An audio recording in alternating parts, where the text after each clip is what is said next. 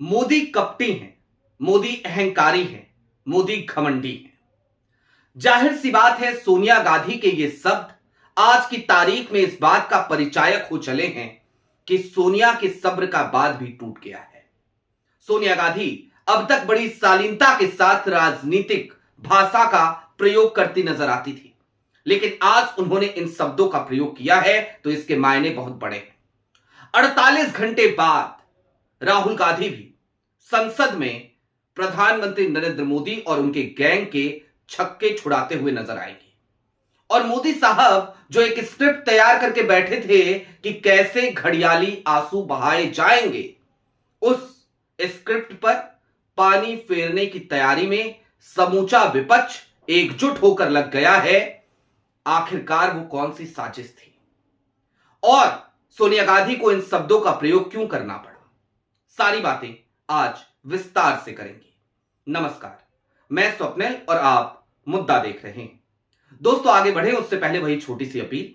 मुद्दा इन दिनों एक गंभीर आर्थिक संकट से जूझ रहा है। एक तरफ हमारे मेन बैंक अकाउंट्स बीते लंबे समय से फ्रीज चल रहे हैं, तो दूसरी तरफ हमारे 2.5 साल पुराने चैनल को हमसे लंबे समय तक छीन कर रखा गया था। ऐसे में डे टू डे ऑपरेशंस में मुद्दा को काफी मुश्किलों का सामना करना पड़ता है। लिहाजा आपसे गुजारिश है, यदि आप चाहें तो स्क्रीन पर दिख रहे क्यूआर कोड या फिर के नीचे दिख रहे यूपीआई नंबर्स के जरिए मुद्दा की छोटी छोटी मदद जरूर कीजिएगा, ताकि हमारी बेबाकी यूं ही बरकरार रहे। अब आगे बढ़ते हैं। आज की तारीख में सोनिया गांधी ने खुलकर के एक लेख लिखा, एक आर्टिकल लिखा, देश के एक प्रमुख अखबार में लिखा और प्रधानमंत्री नरेंद्र मोदी की पूरी चाल खोल दी, पूरी पोल खोल दी। और सिर्फ पोल नहीं खोली है भाई साहब, ये कहिए कि मोदी जी के चेहरे का नकाब खींच कर उतार दिया है। 48 घंटे बाद जो मोदी जी करने जा रहे थे, उसकी पूरी पोल पट्टी आज की तारीख में ही देश की आवाम को सोनिया गांधी के उस एक आर्टिकल ने बता दिया है। क्या करने जा रहे थे मोदी, आप सभी को पता है। 16 अप्रैल, 17 अप्रैल और 18 अप्रैल, ये 3 दिनों का विशेष सत्र मोदी सरकार ने बुला रखा है। इसके पीछे की भी एक लंबी कहानी है, उसको अभी विस्तार से समझेंगे। लेकिन उससे पहले आपकी स्क्रीन पर मैं आपको एक आर्टिकल दिखाना चाहता हूं। हिंदू में, अंग्रेजी में लिखा है सोनिया गांधी ने, उसी का हिंदी रूपांतरण है ये। बहस का मुद्दा डिलिमिटेशन, परिसीमन है, महिला आरक्षण नहीं।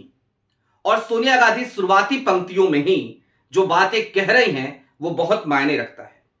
वो कह रही हैं, प्रधानमंत्री जी विपक्षी दलों से उन विधेयकों को सपोर्ट की अपील कर रहे हैं जो केंद्र सरकार संसद के एक विशेष सत्र में उस समय लाकर सभी पर थोपना चाहती है जब तमिलनाडु और पश्चिम बंगाल में चुनावी अभियान सबसे जोरों पर है। इस असाधारण हड़बड़ी का कारण केवल एक ही हो सकता है और वो है राजनीतिक लाभ उठाना और विपक्ष के ऊपर हावी होना।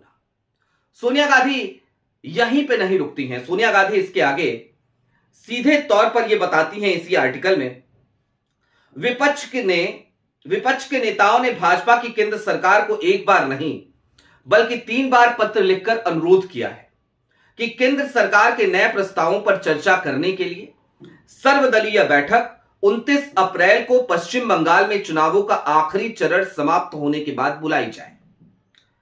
लेकिन प्रधानमंत्री जी ने इस वाजिब अनुरोध को भी खारिज कर दिया और अपनी बात मनवाने के लिए समाचार पत्र, पत्रिकाओं में लेख लिखने, राजनीतिक पार्टियों से अपील करने और सम्मेलनों का आयोजन करने का रास्ता चुना। और इसके बाद सोनिया जो लिखती हैं वो बहुत मायने रखता है। वो सीधे तौर पे कहती हैं, ये उनकी एक कपटी चाल है जो प्रधानमंत्री जी के अहंकार और मेरी मर्जी वाले रवैये को दिखाती है।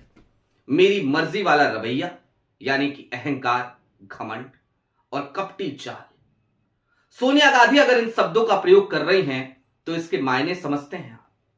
चलिए इसके मायने भी समझेंगे, लेकिन उससे पहले जरा गंगा में कितना पानी बहा है वो एक बार समझ लिया जाए।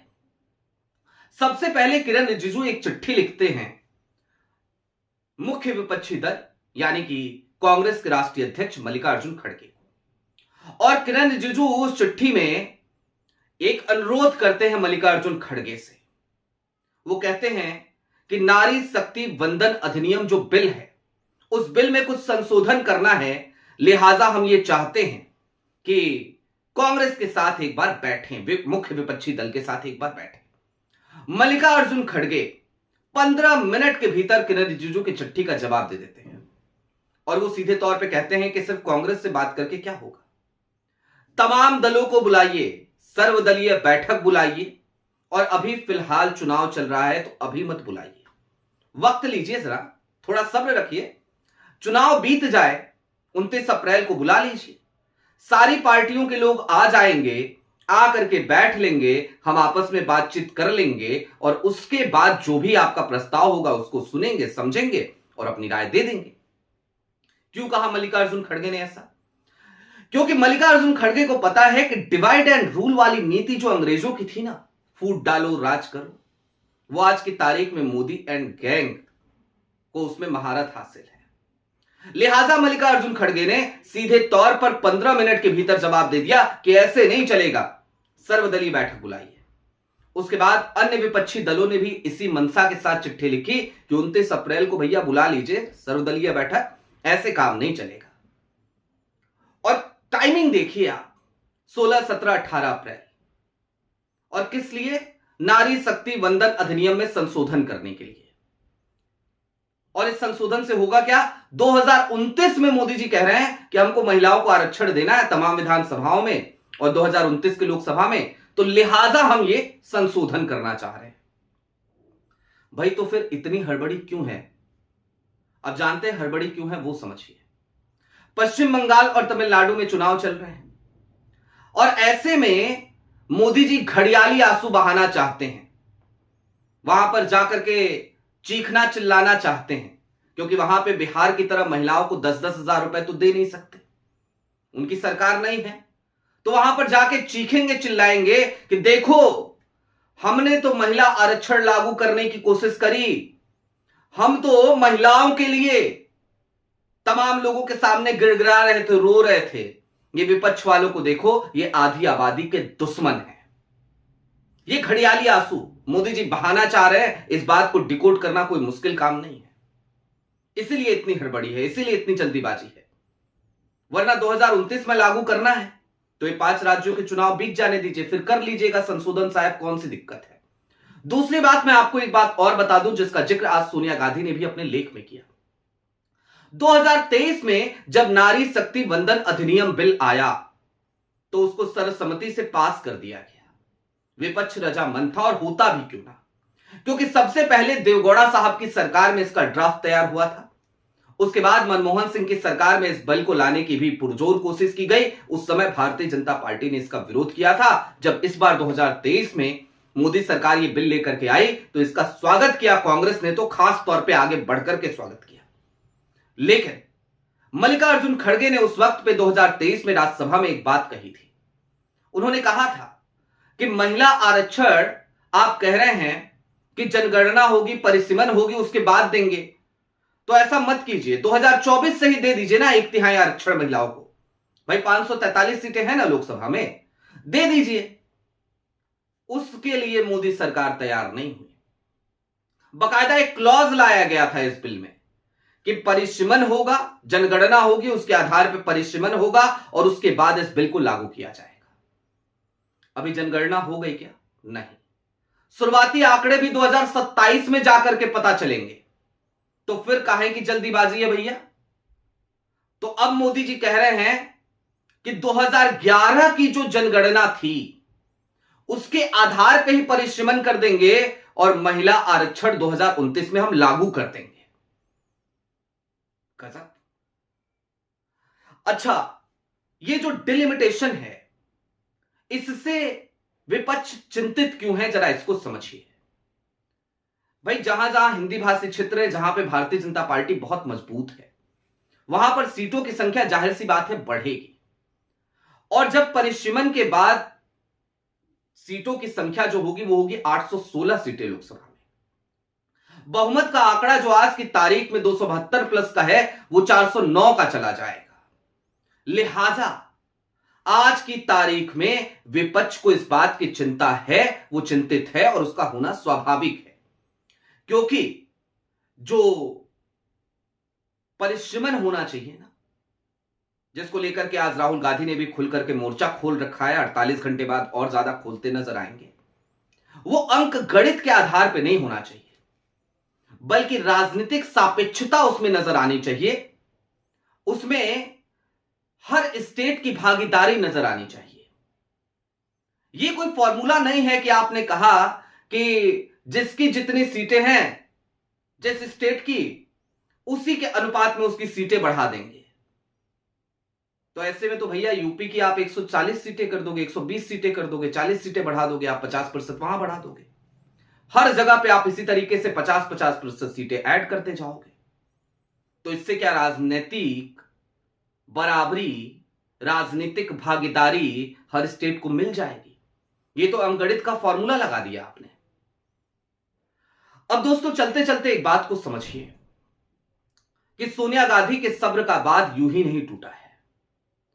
आज की तारीख में अब जो मोदी सरकार करने जा रही है संवैधानिक संशोधन, ये, और जिसके लिए वो उनको गिड़गिड़ाना पड़ रहा है विपक्ष के सामने कि भैया आ जाओ, मान जाओ, समर्थन दे दो परिसीमन वाले मसले पर, वो इसलिए करना पड़ रहा है क्योंकि ये संवैधानिक संशोधन है। और अगर संविधान में संशोधन करना है तो 2/3 मेजोरिटी चाहिए, 2/3 बहुमत चाहिए, और बहुमत का वो आंकड़ा मोदी सरकार के पास है नहीं। और जब बहुमत का वो आंकड़ा नहीं है तो मोदी सरकार चाह करके भी ये संशोधन करा नहीं पाएगी, और जब करा नहीं पाएगी तो फिर क्या करेगी? तो मोदी जी की तो वो पुरानी आदत है, कभी मार्क जुकरबर्ग के सामने रो लेते हैं, कभी कहीं और जाके रो लेते हैं। जब पहली बार प्रधानमंत्री के तौर पर चुने गए, शपथ नहीं ली थी अभी, भारतीय जनता पार्टी की पार्लियामेंट्री कमेटी की बैठक थी, उसमें रो दिए थे, शुरुआत में ही रोना शुरू कर दिया था। और वो दिन और आज का दिन हम लगातार मोदी जी को रोते हुए देख रहे हैं। तो ये 16, 17, 18 के बाद भी मोदी जी रोने की तैयारी में है।